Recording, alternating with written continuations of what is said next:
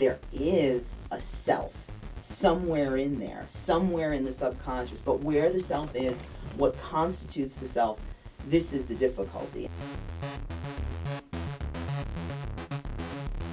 Have you ever not been in your own dream?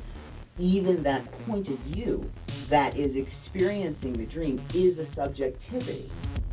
It's impossible to have a dream where you don't have a point of view.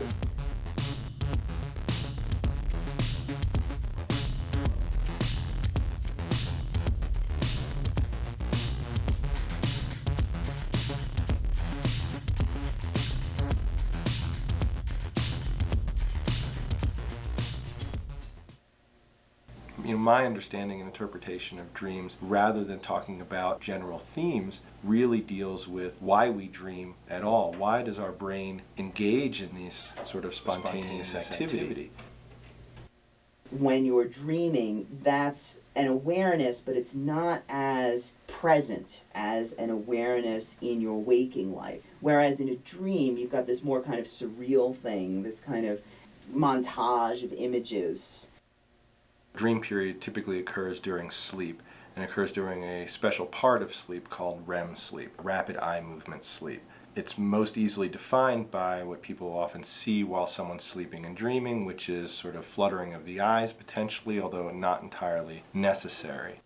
Memories and our experiences that occur particularly over the course of some prior waking period require consolidation. Dreaming or REM sleep really appears to be sort of a second rehearsal.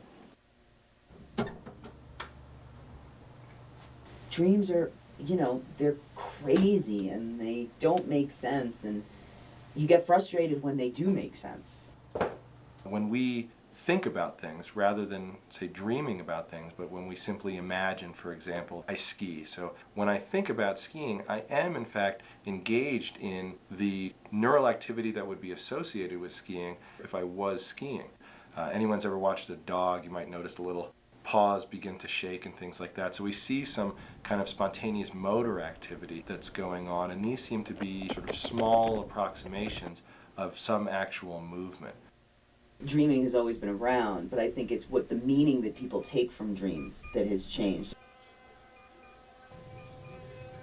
If you accept dreams as abstractions, you can learn from them. Unhinged from our body, our brain is able to move through these things very, very quickly.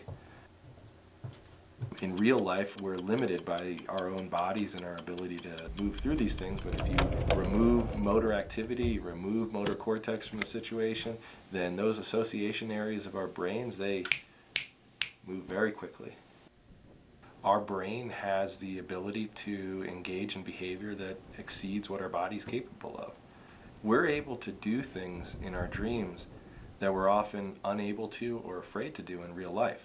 People dream and they daydream about things that may not be possible.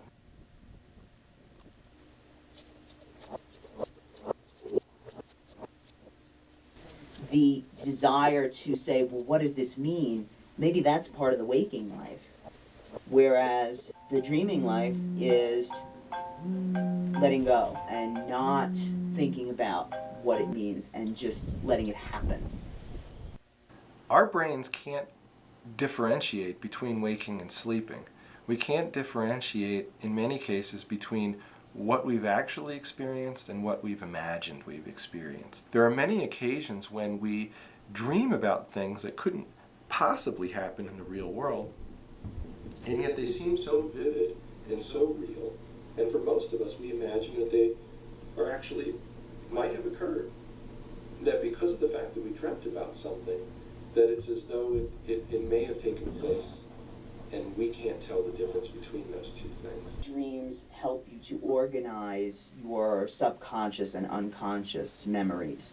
But when you start to think about what does it mean, that seems to be when it's like the next level of your brain starts to kick in and you wake up, which is fascinating. I mean, does that mean that the brain has to be in a certain mode to have that higher analytical thought?